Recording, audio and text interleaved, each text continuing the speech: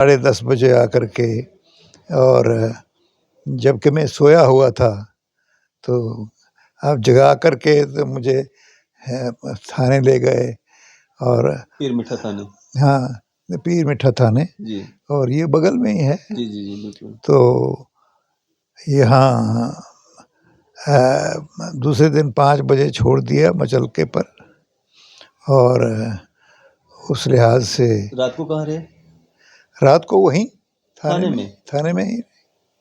आप रात को इस उम्र में थाने में आपको रखा गया, फॉर्मर एमएलए, फॉर्मर एमपी को थाने में रखा गया? बेस्ट लेजिस्लेटर को बिल्कुल। बेस्ट लेजिस्लेटर को भी थाने में रखा गया, और उस जिस तरीके से बिहेवियर किया गया, जो एसएचओ साहब थे, तो वो बात करते करते टेलीफोन पर बात करते करते बाहर निकल गए। हमने कहा किसी से प्राइवेट बात कर।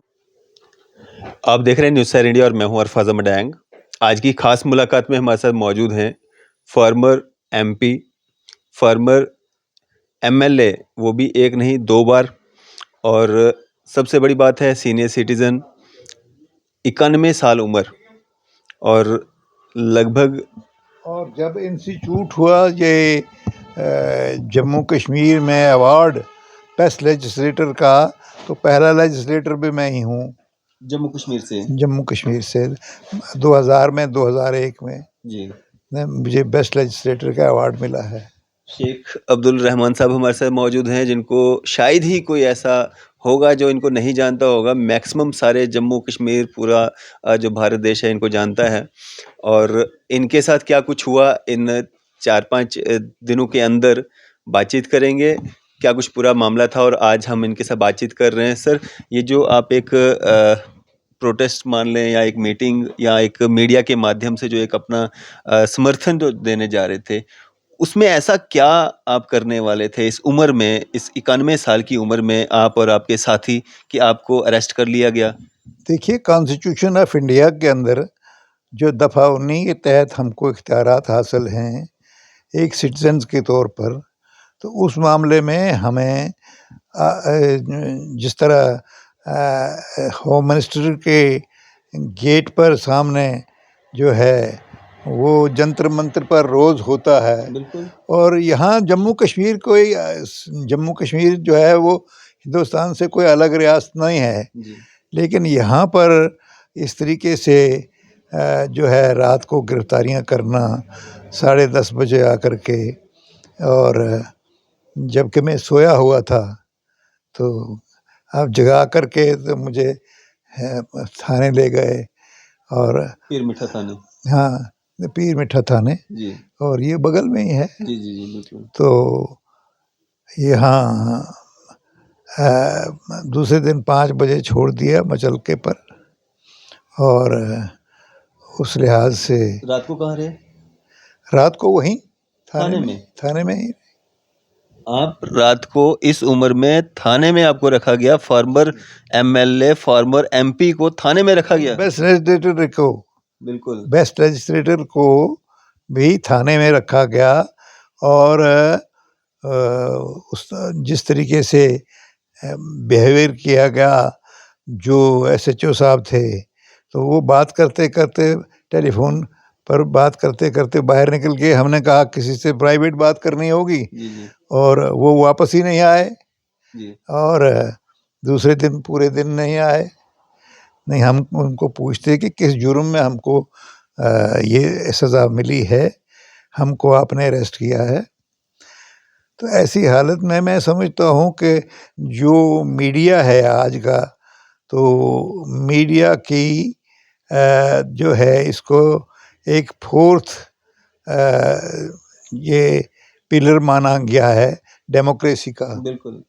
लेकिन आजकल जो ये सरमायादारों के हाथों में बिक गया है, और जिस तरीके से कि 2 दर्जन के करीब, 2.5 दर्जन के करीब जो हैं वो अंबानी के चलते हैं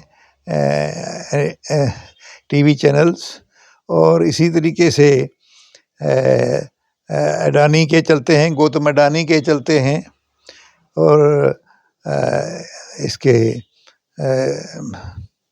इस तरह सरमायादारों के हाथों में मीडिया चला गया है और आप जैसे कुछ लोग हैं जो सच्चाई की आवाज़ बुलंद कर रहे हैं। इस वक्त कॉन्स्टिट्यूशन ऑफ जम्मू कश्मीर का ही नहीं, कॉन्स्टिट्यूशन ऑफ इंडिया जो है वो खतरे में है, डेमोक्रेसी खतरे में है। इसके खिलाफ अगर हम आवाज़ बुलंद कर रहे हैं तो ये हमारा हक बनता है। और अगर जंतर मंतर पर हो सकता है तो जम्मू कश्मीर में क्यों नहीं हो सकता? तो ऐसी हालत में ये खुद ही एक तरह से डिस्क्रिमिनेट कर रहे हैं। तो इसके मामला लिए मामला क्या था? मतलब ऐसा क्या था कि पुलिस को आपको अरेस्ट करना पड़ा, दूसरे दिन शाम तक आपको अरेस्ट में रखना पड़ा? दरअसल जो कुछ लोगों ने इश्तिहार लगाया था कि ये जो डेमॉन्स्ट्रेशन होगी तो फ़लस्तीन के हक़ में होगी, इसराइल के ख़िलाफ़ होगी, और ये चीज़ मीडिया को पसंद नहीं थी। तो मीडिया को पसंद नहीं थी, एडमिनिस्ट्रेशन को पसंद नहीं थी। तो ऐसी हालत में ये मीडिया और एडमिनिस्ट्रेशन जो है मिल कर के इन्होंने जिस तरीके का ये साजिश की है और जिस तरीके से इसको खबर को गायब कर दिया गया है, तो मैं समझता हूँ कि ये जमहूरियत के खात्मे का एक अलार्म है और इसको हम किसी सूरत में बर्दाश्त नहीं करेंगे। और हम हर हालत में जमहूरियत और यह का कॉन्स्टिट्यूशन जो है उसको हर हालत में लागू रखेंगे और इस तरह की तानाशाही हम चलने नहीं देंगे। लेकिन सर मीडिया ने उस दिन भी कवर किया था जो वहाँ पे अरेस्ट आपकी मतलब हुई थी या बाकी आपके साथियों की हुई थी, वो भी मतलब बताई गई थी। नेशनल मीडिया ने खबर चलाई या नहीं चलाई, लेकिन जो जम्मू कश्मीर के जो लोकल चैनल्स थे सब ने खबर चलाई थी। हाँ, वो तो महबूबा मुफ्ती साहब का हम मशकूर हैं कि उसने भी स्टेटमेंट दिया था। जी। और मुज़फ़्फ़र शाह साहब ने जो अमी नेशनल कॉन्फ्रेंस के हैं, तो उन्होंने स्टेटमेंट दिया। और दिल्ली से जो भारत बांग्लादेश पाकिस्तान पीपल फोरम है जिसका मैं सीनियर वाइस प्रेसिडेंट हूँ, तो आप तो प्रेसिडेंटशिप ही मुझे मजबूर कर रहे हैं कि मैं उसको कि हम चाहते हैं कि मुल्क में अमन रहे, मुल्क में दोस्ती रहे, पड़ोसियों से खासकर दोस्ती रहे। जिस तरह अटल बिहारी वाजपेयी ने अपनी तकरीर में ये कहा था कि हम दोस्त को तो बदल सकते हैं लेकिन पड़ोसी को नहीं बदल सकते। पड़ोसी तो रहेगा और अगर पड़ोसी के साथ हमारा टकराव रहेगा तो हम ही नुकसान में रहेंगे। तो हम चीन और पाकिस्तान से जो ये हमारी तलखी है तो ये मुल्क के लिए नुकसानदेह है और इसमें बातचीत होनी चाहिए।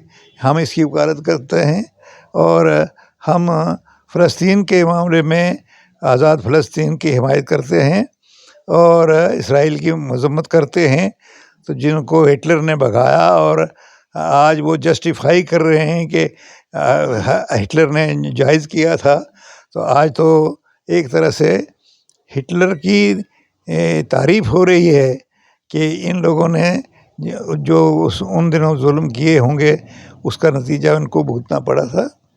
लेकिन इसके लिए हम हिंदू मुस्लिम इत्तेहाद बरकरार रखते हुए, अमन को बरकरार रखते हुए तो अपने प्रोटेस्ट जारी रखेंगे और हम इसके किसी तरह का कंप्रोमाइज़ करने को तैयार नहीं हैं।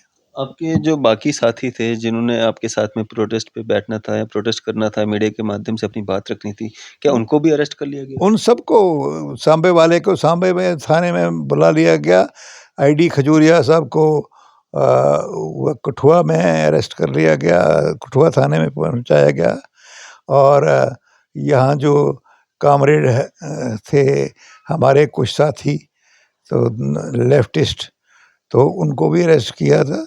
और इस तरीके से हमारे सभी साथियों जिनके नाम उस पोस्टर में थे कि वो एड्रेस करेंगे इस रैली को, तो उन सबको अरेस्ट कर लिया गया था। और ये एक तरह से लीगली और कॉन्स्टिट्यूशनली जो है ये वायलेशन ऑफ राइट्स था और ह्यूमन राइट्स की वायलेशन थी और कॉन्स्टिट्यूशन की वायलेशन थी और हम इसके लिए जद्दोजहद जारी रखेंगे। तो किस तरह की जद्दोजहद, कोर्ट में जाएँगे या कोई? हम कोर्ट में भी जाएँगे, एक अवाम में जाएँगे, अवाम में ले जाएँगे इसको। तो ये नहीं, जिस मुल्क का प्राइम मिनिस्टर जो है वो एक दिन कहता है कि हम इसराइल के साथ खड़े हैं और चौथे दिन कहता है कि हम पुरानी जो हमारी पॉलिसी है उसी बरकरार रखेंगे, मतलब फ़लस्तीन की हिमायत करेंगे। तो ये ऐसी ऐसी गवर्नमेंट का क्या भरोसा कि वो कब क्या स्टैंड ले ले। ऐसी हालत में हम समझते हैं जितनी देर ये गवर्नमेंट रहेगी तो ये इस मुल्क के अंदर बेचैनी भी बढ़ती जाएगी और हम इसको किसी कीमत पर बर्दाश्त करने के तैयार नहीं हैं। आम जनता के लिए क्या एक मैसेज रहेगा आपकी तरफ से? जनता को हम कहते हैं कि कॉन्स्टिट्यूशन खतरे में है, जमहूरियत खतरे में है और इस वक्त अगर आप नहीं जागे तो आपके जो हकूक़ हैं आपके वो सब स्नैच कर लिए जाएंगे और हम इसके लिए कोई भी कुर्बानी देने के लिए तैयार हैं। चलिए, शुक्रिया हमारे साथ बातचीत करने के लिए। अस्सलाम वालेकुम, शुक्रिया। तो ये थे हमारे साथ अब्दुल रहमान शेख साहब, जो कि 2-2 बार एमएलए रह चुके हैं, मेंबर ऑफ पार्लियामेंट रह चुके हैं। 91 साल की उम्र में इनको जो है एक रात और पूरा दिन लगभग 5 बजे दूसरे दिन शाम को जो है इनको छोड़ा गया है।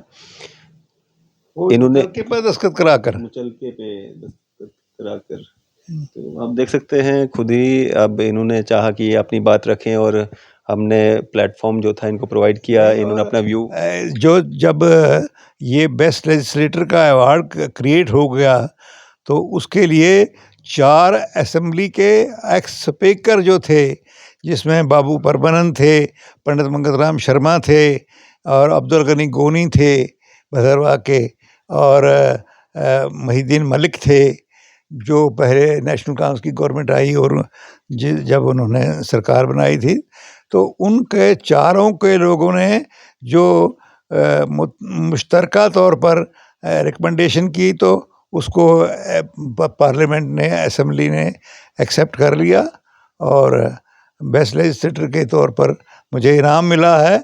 डिस्ट्रिक्ट डेवलपमेंट बोर्ड में, डोडा की डिस्ट्रिक्ट डेवलपमेंट बोर्ड जिसमें डोडा, रामबन और किश्तवाड़ शामिल था, तो उसने भी अप्रिसिएशन के लिए मैं अवार्ड दिया है उसके। वो अगर दिन के वक्त होते तो अवार्ड भी दिखा सकता था मैं आपको। तो आप जैसे शख्स के साथ ऐसा हुआ है, आप जैसी उम्र का लिहाज नहीं किया गया है, मतलब आम लोगों के साथ क्या कुछ होता होगा? मैं समझता हूँ कि आम लोग जो हैं उनको इस वक्त जागने की ज़रूरत है और इस वक्त जो उनके डेमोक्रेट्स राइट्स को, डेमोक्रेसी के राइट्स को स्नैच किया जा रहा है, उसके लिए उनको जद्दोजहद करनी पड़ेगी, इसके सिवा कोई चारा नहीं। ये गवर्नमेंट जितनी देर रहेगी तो ये यहाँ पर फ़िरका परस्ती को और इसराइल के जैसे ज़ालिम लोगों को हिमायत करती रहेगी और सरमायादारों की हिमायत करती रहेगी और गरीबों को कुचलती रहेगी। चलिए, शुक्रिया हमारे साथ बातचीत करने के लिए। शुक्रिया आपका। तो ये थे हमारे साथ अब्दुल रहमान शेख साहब, जिन्होंने अपनी बात जो है रखी है। आपकी इस सब पे क्या राय है? अभी अपनी राय जो है ज़रूर साझा कीजिएगा। इसी तरह की मज़ीद अपडेट्स के लिए आप देखते रहें न्यूज़ सैर इंडिया। मैं अरफाज़ अहमद, कैमरामैन शाहनवाज़ के साथ।